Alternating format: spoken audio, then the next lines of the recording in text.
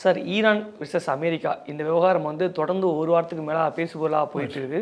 அதில் குறிப்பாக பார்த்தீங்கன்னா, ஈரான் செய்த பாவங்களுக்கு தான் இன்றைக்கி அனுபவிக்குது அப்படின்னு சொல்லிட்டு சில பேர் பேசுகிறத பார்க்க முடியும். குறிப்பாக வந்து இலங்கை வரைக்கும் அவங்க பெரிய பாவங்களை பண்ணாங்க, அந்த பாவத்துக்கு இன்றைக்கி ஈரான் அனுபவிக்குது அப்படின்னு ஒரு பக்கம் பேசுகிறாங்க. இன்னொரு பக்கம் என்ன சொல்கிறாங்கன்னா, இப்போ இந்த போராட்டம் வந்து மக்களுக்கான போராட்டமே கிடையாது, அது மக்கள் நடத்தக்கூடிய போராட்டமும் கிடையாது. ஒருவேளை அமெரிக்கா தலையிட்டு அவங்க மக்களுக்காக பேசுகிறேன் அப்படின்னா அந்த ஆட்சி என்னவா இருக்கும்னு நமக்கு தெரியும். லிபியா போலவோ லெபனான் போலவோ இல்லைனா சிரியாவில் நடந்த மாதிரியும் அவங்க ஒரு விஷயத்தை நடத்துவாங்க, அது மக்களுக்கான ஆட்சியாக இருக்காது அப்படின்னு சொல்கிறாங்களே சார். களத்தகவல் என்ன சார் அங்கே?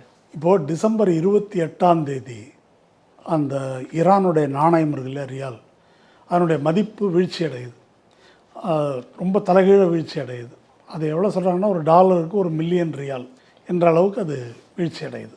விலைவாசி உயர்வுன்றது என்ன சொல்கிறாங்கன்னா போன ஆண்டுக்கும் இந்த ஆண்டுக்கும் 200 விழுக்காடு, அதாவது 2 மடங்கு விலைவாசி வந்து எல்லா அடிப்படையான உணவுப் பொருள்கள் இதெல்லாம் விலை ஏறி இருக்குது அப்படின்னு சொல்கிறாங்க. பிரச்சனையினுடைய தொடக்கம் இதுதான்.